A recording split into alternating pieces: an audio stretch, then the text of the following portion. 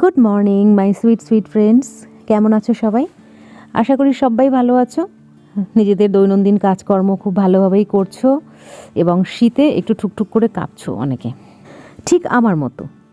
আর দেখতে পাচ্ছ রান্নাঘর থেকে ব্লগ শুরু করছি, আর রান্নার মধ্যে কতগুলো সবজি দিয়েছি, অনেক রকমের। শীতে এগুলো একদম খুব ভালোভাবেই পাওয়া যায়, শীতের প্রকৃষ্ট সবজি দেওয়া রয়েছে। তো খুব বেশি খাটনি হয় না শীতকালে রান্না করতে, কারণ যেভাবে রান্না করব সবই হিট। একটুখানি নুন, হলুদ, কাঁচা লঙ্কা দিলেই ফাটাফাটি তরকারিটা হয়ে গেল। এরপর আমি দেখো বসাচ্ছি চিকেন। তো বুঝতেই পারলে যে সানডে, ও সবাইকে হ্যাপি সানডে বলা হয়নি, তো এখন বলে দিলাম। তো কিভাবে রান্না করছি দেখো। প্রথমে আমি যেভাবে করি ঠিক সেভাবেই করছি, অনেকের মুখস্থ হয়ে গেছে তবু বলি।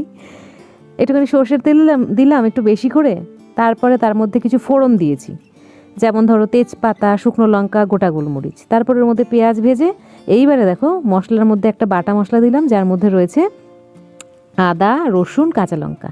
এরপরে দিলাম হলুদ গুঁড়ো, জিরের গুঁড়ো আর স্বাদ মতো নুন। এরপরে সামান্য একটু জল দিয়ে খুব ভালো করে কিন্তু কষা কষা করতে হবে।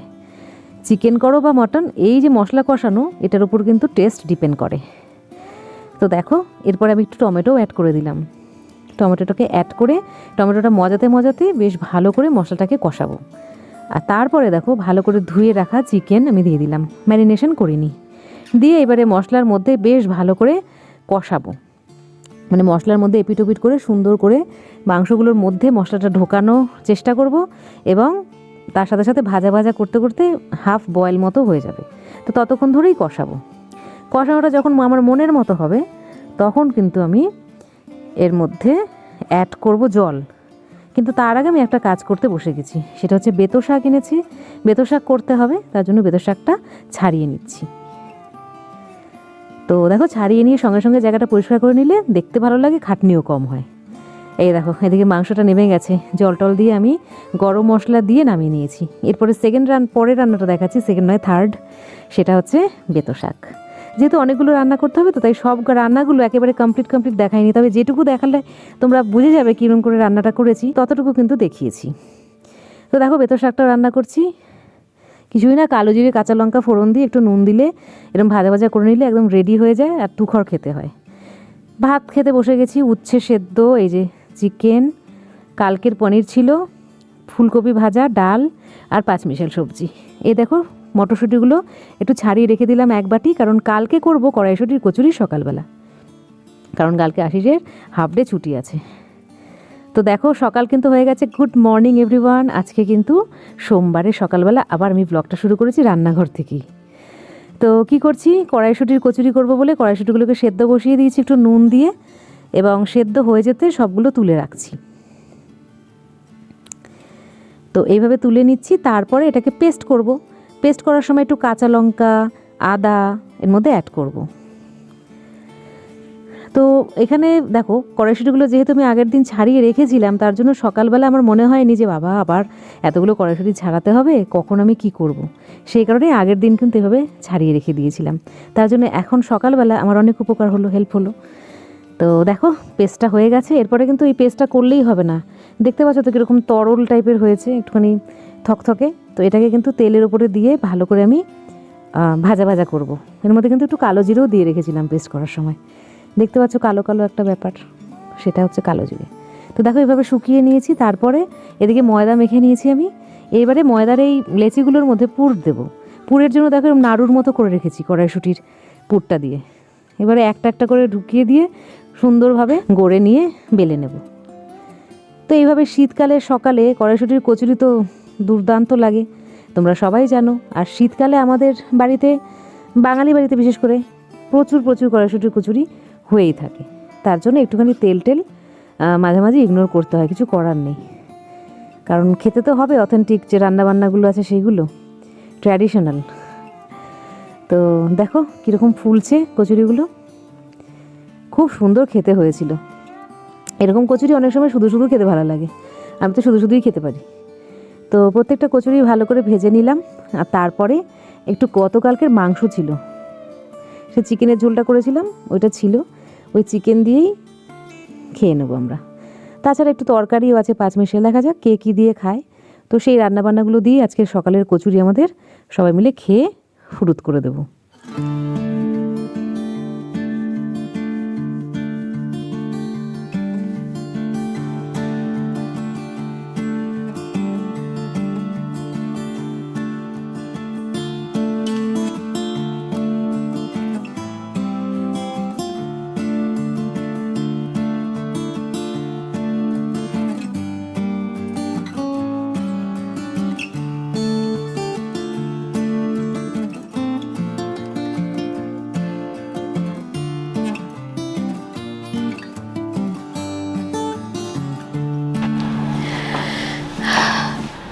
Good afternoon.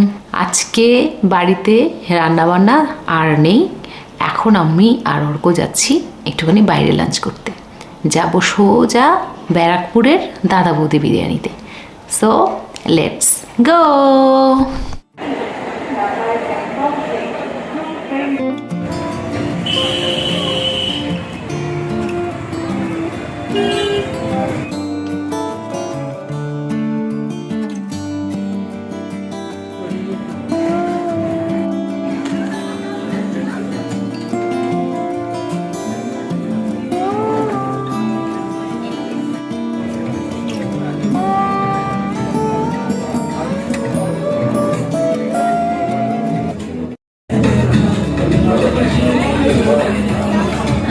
দিই তোকে এটা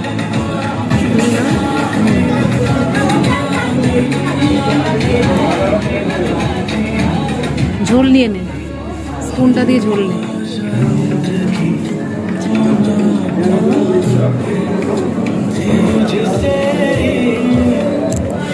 দাদা বৌদিতে ঢুকেছি, আজকে ব্যারাকপুরে দাদা বৌদিতে এসেছি।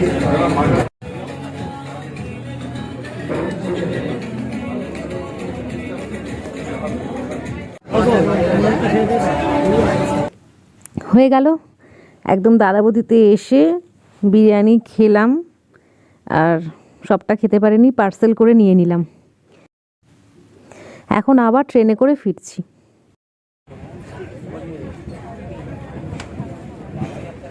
আমরা চলে এসে এই সোদপুর স্টেশনে নামলাম ট্রেন থেকে, এবার বাড়ি যাচ্ছি। এই আমরা যাচ্ছি।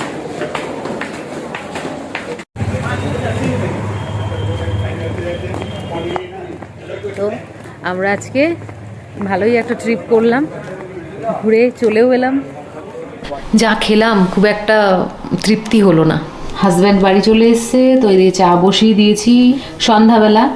ফিরে এসে এখন অবধি চেঞ্জ করিনি, কারণ দেখো শীতকালে জামা কাপড় পরলে একটু গরম হয়ে যায় জামা কাপড়গুলো, আবার চেঞ্জ করতে গেলে ঠান্ডা জামা কাপড়গুলো আবার পরতে হয়, সেই ভয়তে এখন আমি সোয়েটারটা খুলিনি। তবে এই সোয়েটারে আর হবে না, যত রাত বাড়ছে না এই সোয়েটার পাতলা পড়ে যাচ্ছে, হাত ফাত দিয়ে ঠান্ডা ঢুকছে। তো এখন চেঞ্জ করে নিই। আগে চাটা বসিয়ে দিলাম, কেন অর্ক বললো একটু চা খাবে, আর হাজব্যান্ডও চলে এসছে, সেই কারণে চাটা আগে করে নিচ্ছি, করে একটু খেয়ে দিয়ে একটু গরম হয়ে তারপরে ড্রেসটা চেঞ্জ করব। অথবা চা খাওয়ার আগে ড্রেসটা চেঞ্জ করেও নিতে পারি, সেটা তোমরা দেখতে পাবে চা খাওয়ার সময়। কারণ কি বলো তো, ভাবছি কি চাটা খাওয়ার আগে ড্রেসটা চেঞ্জ করে নিলে মনে হয় ভালো হবে, কারণ ঠান্ডা জামা কাপড়গুলো আবার পরবো, তো তাতে চাটা খেয়ে গরম হওয়া যাবে। কি বলো? এটাই তাহলে ঠিক করলাম। বাবা কি বিশাল একটা কাজ ঠিক করলাম। সোয়েটারটা চেঞ্জ করে এবার চাটা খাচ্ছি। এটা তোমার চা? এটাও চিনি ছাড়া। সোয়েটারটা চেঞ্জ করেই চাটা খাচ্ছি, কারণ এবার ঠান্ডা সোয়েটারটা পরেছি, এবার চাটা খেয়ে গরম করতে হবে শরীরটা।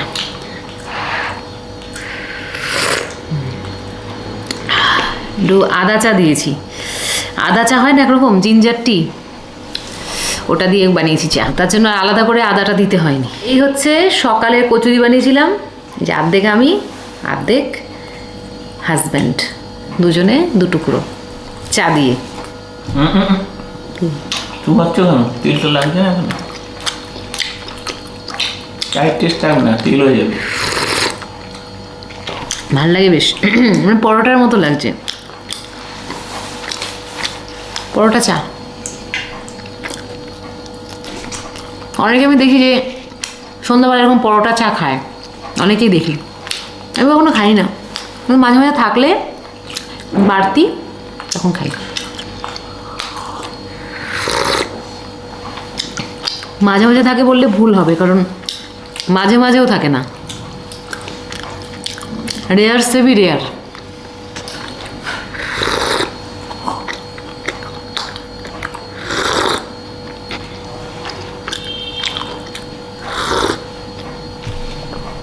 তো বন্ধুরা চাটা খাওয়া হয়ে গেল, তারপরে এসেছে ওই শান্তারাজ মিস্ত্রি, যেহেতু একটু ভাঙার কাজ আছে তো কাল থেকে ভাঙার কাজটা শুরু হবে। তো এই যে মিস্ত্রি কথা বলে গেল। আর বন্ধুরা ওই চ্যানেলে আমার কাকলি দেবনাথে কিন্তু একটা নতুন ব্লগ এসছে, গিয়ে দেখতে পারো। তো এই ভিডিওটা শেষ করছি, বাই, টেক কেয়ার।